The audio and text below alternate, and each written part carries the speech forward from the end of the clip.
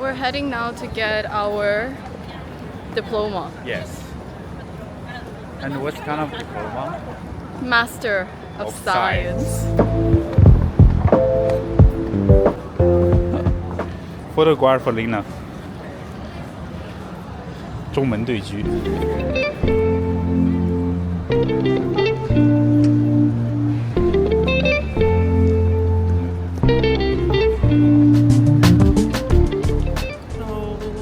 How do you feel? I feel really hot, but I feel really excited in the meantime. Nice.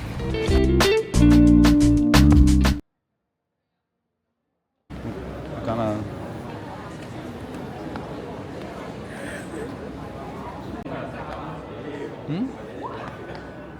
Thank God I didn't wear heels. I would have dropped that somewhere.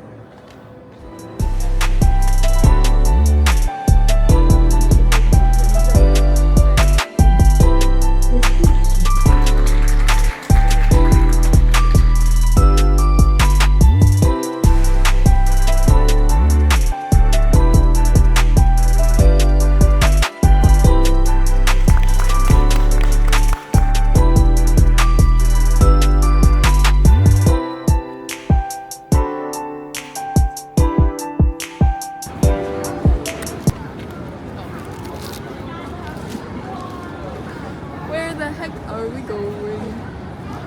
Some people are just trying to study. Gonna take photo, right? Graduation photo. Graduation photo. Good luck.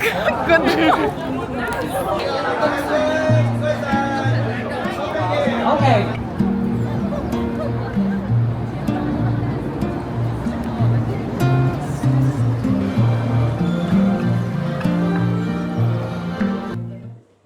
Professor, and it will always be my professor. If our peers professor, and he used to teach us like about some electronic devices, like to measure our brain and to measure our body to create some innovative like stuffs. So from my opinion, I feel like really inspired by Professor William. So I'm glad you like that class. I really like this is transformative technologies, right? Yeah, you guys took, Last year, Lina and me like try some to brainwave connections, like to use the brainwaves and to create some music to communicate with another Oh, I remember that people. now. I remember that project. Yes. Yeah, and it's like, do you think the ideas, if we can like put it in the reality world, can be like some business model? Like, Oh, that's a good question. You mean making music using brainwave? yeah. And if you Honestly, well, I guess my question is, do you really need to measure the brainwave to make the music? Because I think now I would probably focus more on the AI, because there's so many. I've tried a few of those AI generated music, and they're pretty good now. Some of them I think even do the singing now, right? Voice. So what do you really want to achieve by measuring the brainwave, right? Even if you don't measure the brainwave, you can probably make some pretty good sounding music using just AI. Do you think like for musicians it's gonna be really hard for them to get a job with the AI coming for the music industry? I think music is a very expressive medium, and there will always be room for human expression, at least for now, until AI becomes Really superhuman. So for the time being, it should be okay. The thing is, this morning I was talking to Gino, the other professor, and I was just worried about the future generation, even people younger than you, what their world is going to be like. I fear for them, what their future is going to be like. Yeah. Recently we met a music bachelor student. Like, what advice could you give to that kind of student? Music. Yeah, he's a music major. So what would you think for that type of person right now would be a good career choice? Or like what should he focus on? I want to add a point, like since the AI, the new AI model can already create the music very good. If you write some keywords in it, based on the keywords can create some really fantastic music. So if the AI will keep growing, right? Yes. And it's unstoppable. So what's the advice for the music students to be like more not be replaced? I think music students learn more than making music, right? Some of them are learning, well, for a starter, I think if I understand music education correctly, music, the first thing you learn is actually playing music, right? And expressions, right? Again, we're talking about human expression. Can machine express and emote as well as human, move people's emotions? I don't know. Maybe not yet. Maybe yes in the future. There's still room for human in the industry per se, but I think the industry itself will change a lot. Do you think for a perspective, like for students in general, you're a teacher, you're a professor, right? Like in terms of education, how would you use AI to like improve education? So, or like, yeah. So I'm still teaching this year, right? And I do encourage, even last year I think I was encouraging you to use AI, because AI to me is a tool. I'm old enough to remember when the calculator came out. So calculator is just another tool, a lot simpler tool than AI. And it would be silly to stop people from learning how to use the calculator back then, 40 years ago, 50 years ago. It'll be the same idea, like it'll be silly to prevent people from using AI in class, which is a tool, a very effective tool. The thing is, just like calculator, I still need to learn the basic, right? So at some level, when I'm in primary school, I still need to be able to do multiplication and division by hand up to a certain point before I use calculator back then. In today's world, I think in undergraduate, you can probably use AI, but you still need to sort of do what the AI, learn how to do what the AI does. But at the level of postgraduate studies, I think what you need to do is learn how to use that tool very well. Do you think it improves efficiency, or do you see AI as more of a negative effect on the students? Distraction? Yeah. It definitely improves efficiency. If I were a student again, I would constantly use AI. I would use many different versions and use many different outputs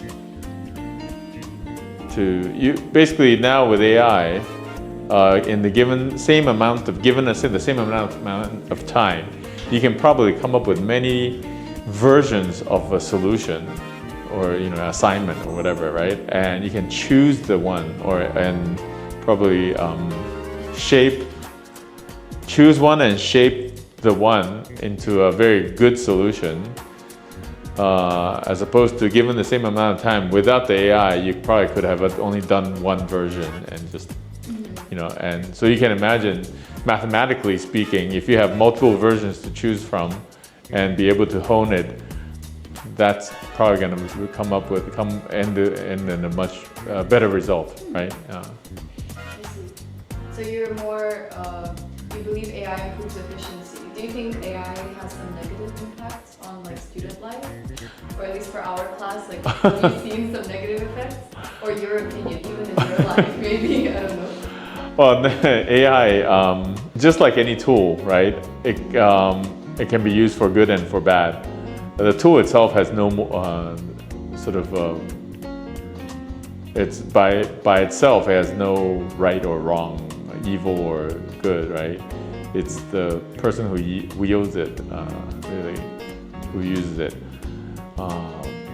However, I don't know the future when, again, AI reaches a certain point I think most technologists or futurists call the singularity, when the AI is more intelligent than the human, then the world will turn upside down, I Do you think. think that's a scary thought? It is.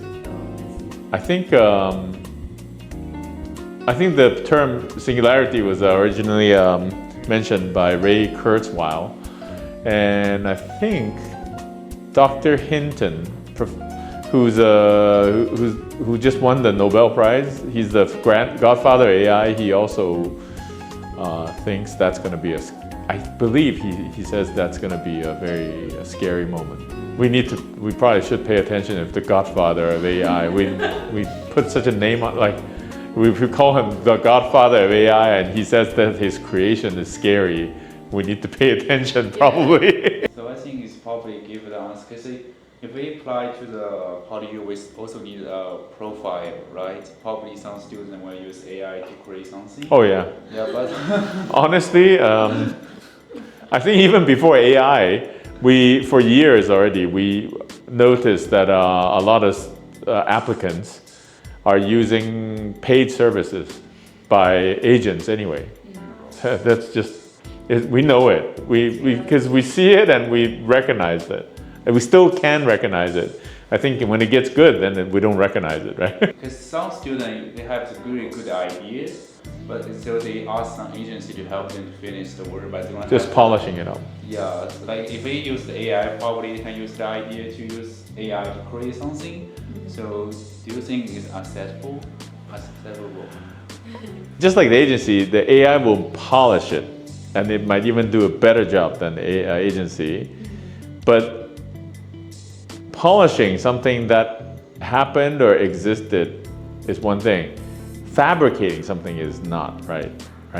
So it's not that black and white, but at least they cannot lie about, like if the AI just makes up something saying that this candidate have done this project which the candidate have not done, then that's just outright wrong, right? I mean, but if the candidate have already done that project but didn't look as good or didn't complete it as well, then it's in the gray zone, right? Many things have changed other than AI, like how we learn and how students treat academics. Do you feel there's any change? So during my age, we focused on computers. Personal computer just came out. So during that time, it's all about computers, and back then were simple things like MS-DOS or Mac OS or not, that kind of stuff. But in a much smaller scale, it is similar to what's happening now. But I think it's just same. It's same. It's the same but different speed. It's the speed that's scary, I think. Accelerating. Yeah, I think it's the speed that's scary. Because it only accelerates, and the curve is not straight, right? It's actually exponential, so it's just imagine you're in a car. It's one thing to accelerate in a linear speed, right? I mean, just 1 second later, it's how many miles per hour faster. But this is actually it's, if you just give it enough time, it'll just reach almost the speed of light or something, because it's exponential acceleration. Yes. Well, do you think it's you have any advice for students in this age where it's super fast and accelerated? We have to follow trends. AI is developing. Anything you would do as a student? Well, even I think I would say 10 years ago, I would try not to focus on teaching knowledge. I would focus on teaching students to learn how to learn. Learning how to learn is more important than learning specific information. Because let's say undergraduate, it takes 4 years for an undergraduate, right? 4 years is an eternity now in terms of knowledge. I mean, what we teach in your first year of university might be outdated 4 years later, right? So teaching knowledge is futile. you need to somehow motivate the student to learn how to learn by themselves more. I think that's more important. And this is only speeding up. Yes, accelerate. Right.